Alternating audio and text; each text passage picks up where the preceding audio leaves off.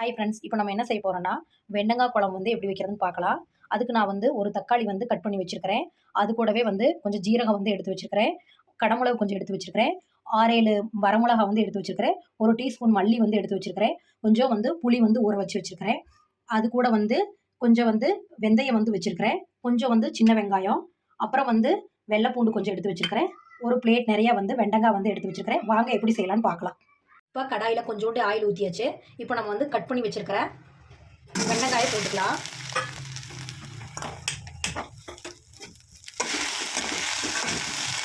நல்லா வதக்கிக்கலாம். நல்லா வதங்கிடுச்சுங்க. இப்போ வந்து நம்ம பிளேட்டுக்கு மாற்றிக்கலாம். இப்போ அதே கடாயில் கொஞ்சம் எண்ணெய் விட்டுக்கலாங்க. இப்போ வந்து ஜீரகம் போட்டுக்கலாங்க. கடமிளகு போட்டுக்கலாம். கொஞ்சமாக வந்து வெந்தயம் போட்டுக்கலாம். அது கூடவே வந்து கொஞ்சம் மல்லி வரமிளகாயும் சேர்த்துக்கலாம். நல்லா இதை வந்து வறுத்து எடுத்துக்கலாம். கரிஞ்சிடாம நல்லா வறுபட்டுருச்சுங்க. இப்போ வந்து இதையும் வந்து இன்னொரு பிளேட்டுக்கு மாற்றிக்கலாம். இப்போ அதே கடாயில் வந்து கொஞ்சம் ஆயில் விட்டுக்கலாம். கொஞ்சமாக இப்போ வந்து அது கூடவே வந்து கொஞ்சம் சின்ன வெங்காயம் போட்டுக்கலாம். வெள்ளை பூண்டு கொஞ்சம் போட்டுக்கலாம். ஒரு பல்லு இஞ்சி போட்டுக்கலாம். ஒரு தக்காளி போட்டுக்கலாம். நல்லா வதக்கி எடுத்துக்கலாம். வெங்காயம் தக்காளி எல்லாம் நல்லா வதங்கிருச்சு. இதை ஆற விட்டு ஜாரில் போட்டு அரைச்சி எடுத்துக்கலாம்.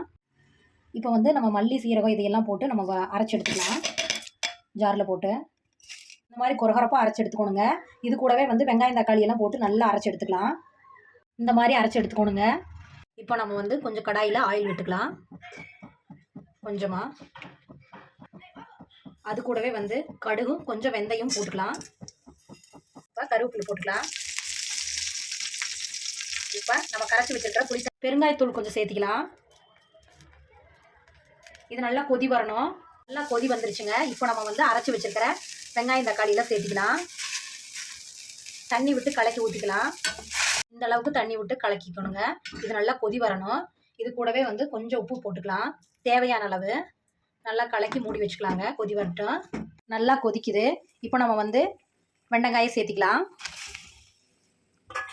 நல்லா கலக்கி விட்டு மூடி வைக்கலாம்.